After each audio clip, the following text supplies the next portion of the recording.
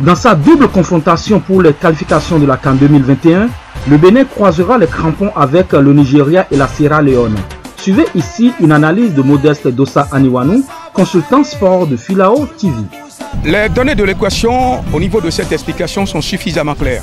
Eh bien, pour avoir été contraint au partage des points lors du match retour face aux Lesotho, les Béninois ont forcément besoin d'une victoire pour assurer leur qualification pour cette phase finale de Coupe d'Afrique des Nations de football.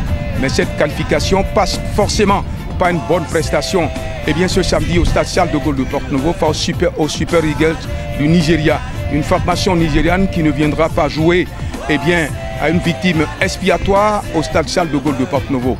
Les poulains de Michel Dussuet, qui évoluent sur leurs propres installations, devront se dire que nous n'avons qu'un seul objectif, battre cette formation nigériane, comme c'était le cas face au Fenech d'Algérie qu'ils ont battu ici par le score de 1-0.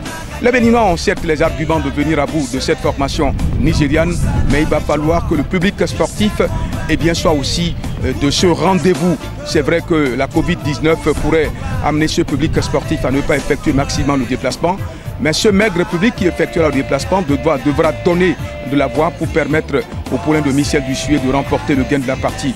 La présence de Stéphane Sesseyon, s'il n'arrivait pas à jouer, cette explication devrait pouvoir apporter un plus aux poulains de Michel Dussuet qui savent véritablement que pour monter sur le grand rectangle, il va falloir se dire, nous rentrons sur le grand rectangle, nous foulons la pelouse verte du stade de Charles de Gaulle de Porto-Novo pour remporter le gain de la partie et prouver que les résultats que nous avons enregistrés lors de la dernière Coupe d'Afrique des Nations de football ne sont pas des résultats qui sont passés par les fenêtres. Les Béninois ont 50% de chance de battre cette formation nigériane et d'empocher leur qualification avant le déplacement de Freetown qui s'annonce extrêmement difficile. Ça, il ne faut pas se le cacher. Mardi prochain, ce sera une autre paire de manches que les Béninois devront jouer face à cette formation sierra-léonaise qui a été difficile à battre ici à Cotonou.